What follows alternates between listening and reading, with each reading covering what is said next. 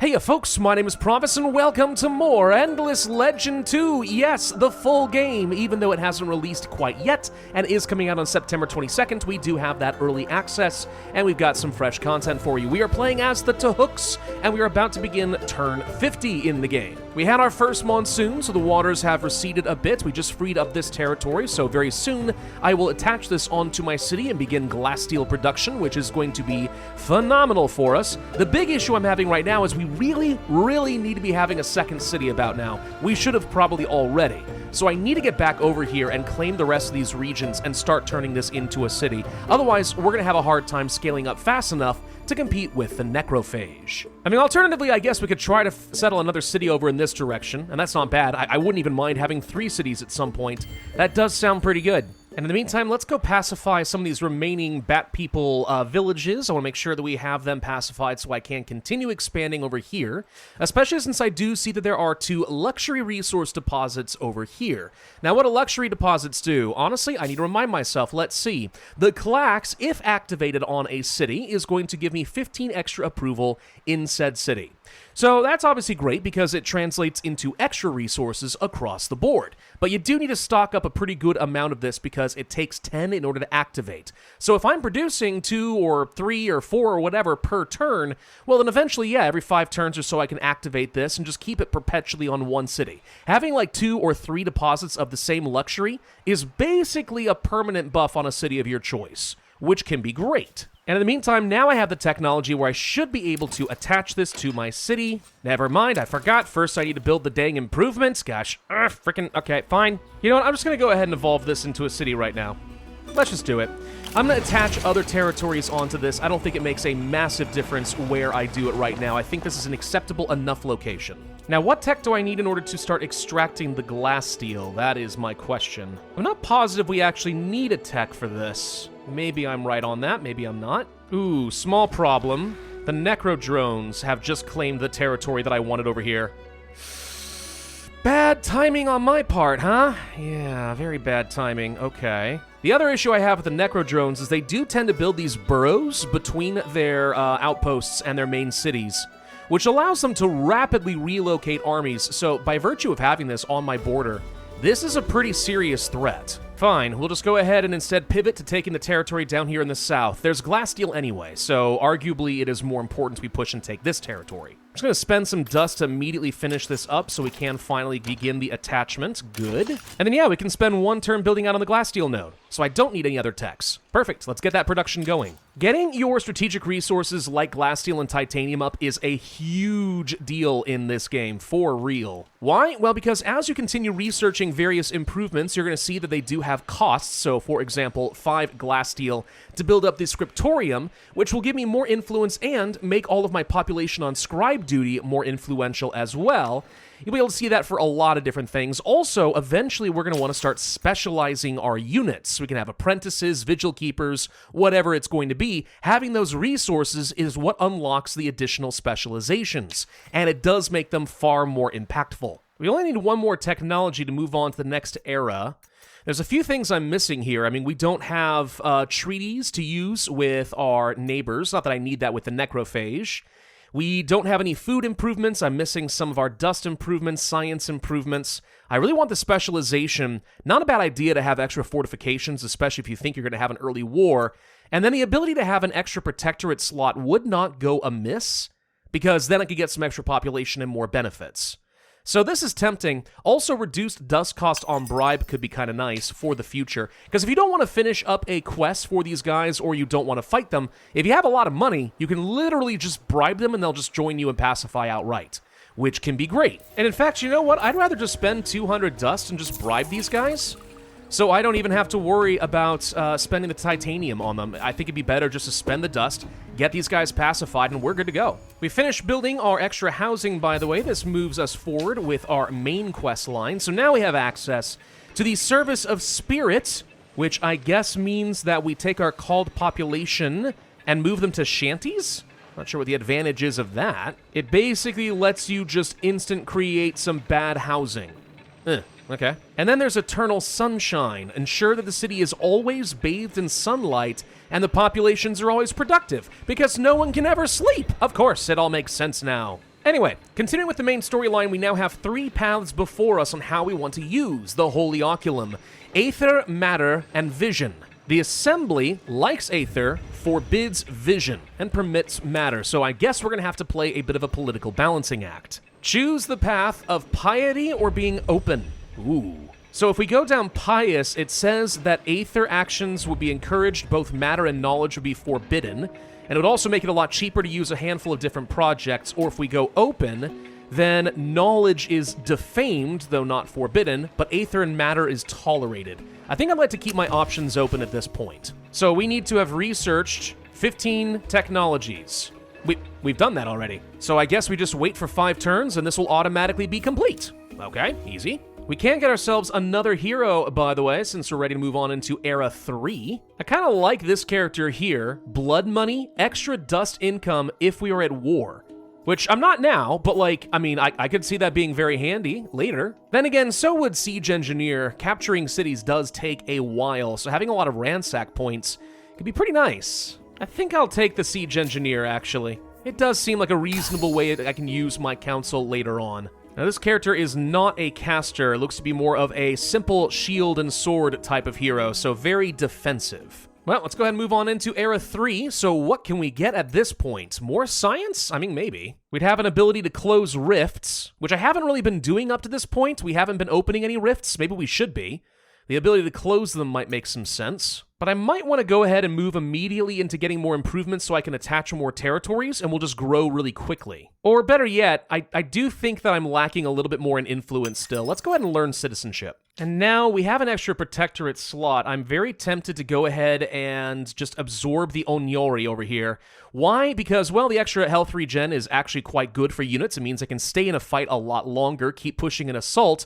Also, we should be able to get a 3rd one of these if I do expand to the north. So yeah, let's just go ahead and assimilate these guys into the Empire as well. And then this can get attached to my new city with all of its 19 production, so the city suddenly can do a lot more. And we definitely want to get the extra glass steel production up ASAP. In fact, I'll just go ahead and do this now. By the way, don't think I haven't noticed that there is a whole bunch of necrophage units on my border, actually entering my territory. We've got feeders and larvae and a spitter. No necrodrones, which is probably a good thing for me.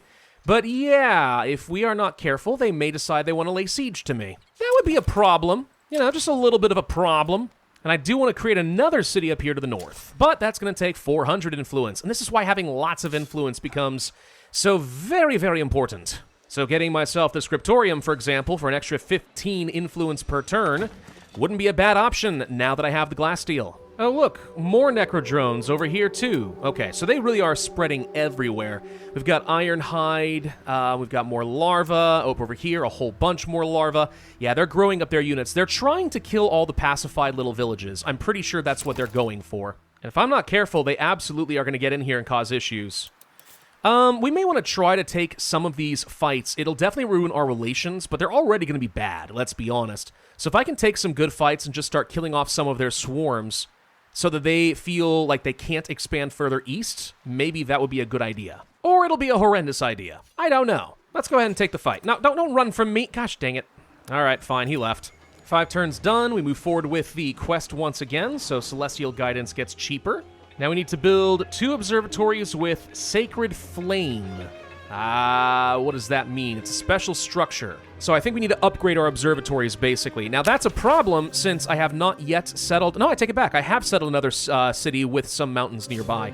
So we can place down another observatory, and we should. And then this one with right here, using our titanium, we can upgrade it. There we go. It can fire on nearby armies during outside of monsoons. So basically, it's going to be a turret. Okay. We're really far behind in a lot of our food. I do think it might be worth trying to get a few investments here that would allow us to start growing the city taller, because at this point I feel like we should have a very high population that's letting us work lots of extra jobs. But I keep sacrificing so many of them for festivals that that's not really happening. I mean, now I'd have to sacrifice 3 population in order to have another festival.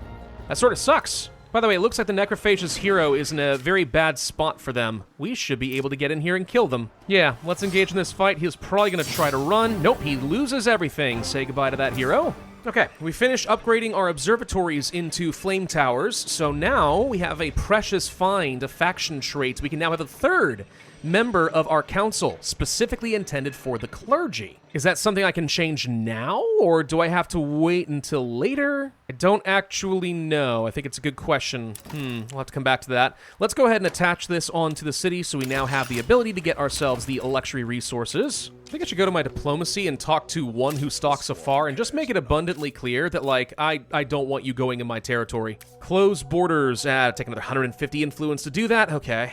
I guess it's okay. If he keeps wandering my borders, I have chances to kill him, I suppose. But it feels risky. Actually, maybe, I don't know. Maybe I do want to try to kick these guys out. I don't like that they're heading over here. They're going through my territory with a lot of units. Like, this is a threat.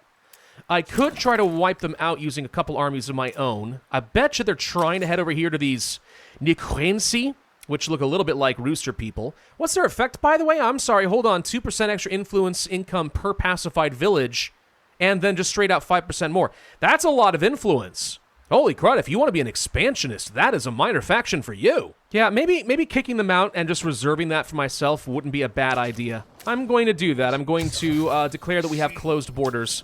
Get out, turn around and leave. And if you don't, I will use my sacred flame to smite you. Yep, there we go. They're turning around and leaving. Aha! We've saved you, chicken people. And here comes another monsoon. Okay, that means it is time to go mass exploring and get lots of dust. I think we also should consider maybe jumping back in tech and getting the specializations. 6 turns is kind of a long time, unfortunately. But I do think that being able to get the unit specializations on, let's say, my main melee units or whatever it's going to be, that could be kind of huge. Especially since I have a very bad feeling that we're going to end up going to war against the Necrophage sometime very soon. Let's appoint another counselor over here. Oh, wow, we have a lot of options now. Okay. What is this? I'm sorry, hold on. 5 extra science on improvements, and then minus 75 industry cost on all science-related improvements. That seems unbelievably good. Am I crazy? I think that's great. We should do it. Oh, we have a 4th seat over here too. Okay, tell you what, I'm gonna go for the extra 2 movement points outside of battle on our units. Now we're gonna start blazing across the map. Of course, we should be wary of the fact that the waters are gonna recede again soon, which is nice in some ways because any territory that I have right now, like over here that's currently set with water, will probably open up some new stuff I can take advantage of. That's cool. And I'm sorry, Mr. Necrophage, you just wandered into my territory when I explicitly told you no. Alright, well, I've got a whole bunch of reinforcements. Oh, he's running away. Well, that's fine. Lose half your health. Now, artistic chicken people, what quest do you have for me? Have Dahaga as a companion. You know, I haven't actually made use of companions yet, but I can. So once my main hero reached level, I think it was 6, or no, sorry, 5, we were able to place down this right here.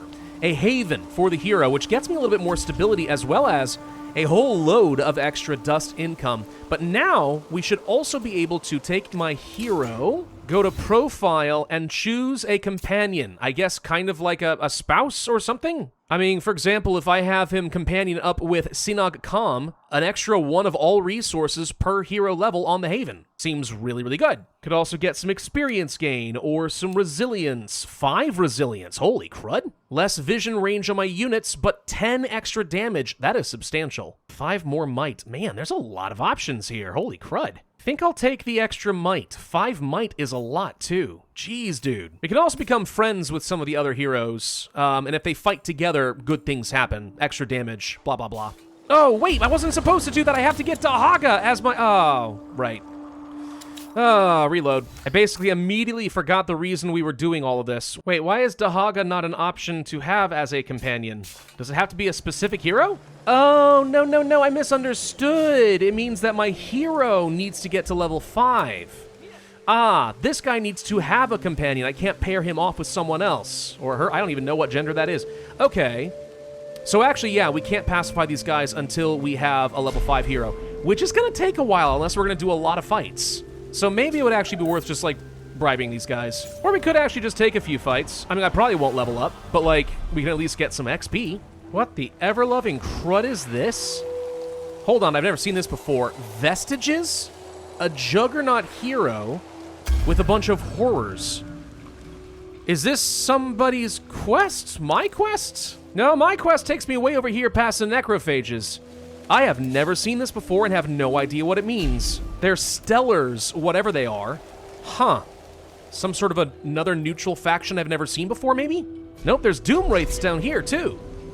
Huh. Something scary is going bump in the night right now. Oh, and there's the war from the Necrophages. Well, we kind of knew this was going to happen. Okay, so that complicates things a little bit. I really wanted to take this land so I could get all 3 of these guys on my side as a village. But maybe we don't have time for that anymore. Maybe we need to go ahead and pull back. And I think the answer to that is probably yeah, actually. And you've got a lot of units over here, too. Okay. I don't really want to attack your outpost right now. I feel like that wouldn't be to my advantage. But I do need to somehow draw you into fighting me in a defensible location. Also, he's got a whole extra army arriving in a turn. 1 extra feeder? That doesn't seem too bad. I really wish that I had my unit specializations, is all I can say. I feel like we'd be able to use a lot of resources to have a huge advantage right now. If we attacked you, what would this look like? We have a pretty huge power advantage. He might retreat, and if he does, then a bunch of his units die. Actually, all of these units would die. Okay, this might be a good time to actually fight him. Yep, he just sacrificed 5 of his units so he could save the other 5 here. Good. All right, that's great. So tell you what, I'm going to go ahead and begin the siege then. Let's start sieging this territory down. Oh, he's got a whole bunch of militia here too. Oh, right. Well, I mean, I think we still hold the siege because it puts pressure on him. But we'll see. In a couple of turns, we'll have a breach and we can attack. I really don't want to fight it while these guys are still around. Then again, they are still at half health. So, like, maybe in a turn or 2, it would be worth trying to get a breach and then just rushing in. Now, he's running away. Oh, even better. I really want to burn down the fortifications here. Defensive advantages in this game are actually kind of huge. Because whenever there's a unit standing in these territories, it's basically like having an extra health bar you have to burn through. So even defensive militia become quite scary. Getting rid of some of these walls and having breaches make it a little bit easier, but, I mean, right now we've got nothing. Oh, crap, but I just realized he sent a whole army over here, too. Ah, so he's going to do the exact same thing to me in a minute. It's a level 7 hero. Is that your main leader? Plays with fire? It might be. Oh, and here come a whole load more reinforcements. Okay, so all of a sudden this no longer looks like a great fight. He's running past me. Wait. Okay, so what are you going to do here then? That's so many units! Like, we've got 1 breach. The longer I hold the siege, the more of them we get, which is good. Seriously, though, this is too strong of a fight. I don't think I can fight this. No, we're abandoning that siege. Let's instead try to draw out and kill some of his small units. Because I need to basically just weaken him for a while. Let's make this war punishing. I may not be able to take this territory anytime soon, but I can make him lose like 15, 20 units, right? And now we do have some specializations. So let's actually see what our options are here. So if we pick up the Fanatic, this is going to cost me money. And it gets me some extra defensive skills, which are nice. Plus, we have more HP, a lot more HP. Or we could become the Illuminators instead of the Fanatics. That costs me 15 titanium. That is more expensive than I thought it would be. But if we start fighting, well, it basically just has extra DPS. I mean, that's the main thing. It just does a lot of extra DPS. So do we want to have lots of extra defense, or do we want to just do lots of damage? I'll be honest with these guys, I feel like we actually just want to have defense. So we'll do that. And then for these range units, we could be apprentices, which when outside of battle add extra movement to all units in an army, or we could have fearless charge. When moving 3 tiles around, we get a lot of extra damage. Now see, I could see that being very good because we'll be mobile with these guys. I think with them, we'll go ahead and specialize using some titanium. But my problem here is I don't have a lot of titanium. What I've got is glass steel. I could buy some from the world stock. Costs a bit of my dust, but honestly, fine. And then to specialize further down this tree, we would have to have another resource I don't have access to quite yet. Okay, what other further specializations can we get? So this is where we have more range units with the... No, sorry, not the range units. This is going to access my casters and a siege unit that I didn't even show you guys. Stand by, let me pull up my city real quick. So we have the Relic Keepers as a range support unit. We've also got the Wrathbearer, which appears to be some sort of a giant, like, bug-frying machine. I kid you not. So if I want specializations for them, that's what I would pick up. That said, I don't have very many. So I'm not sure that that's worth it yet. I do think going for another Protectorate slot, though, could be, because we've got a lot of good Protectorates we can use. Huh.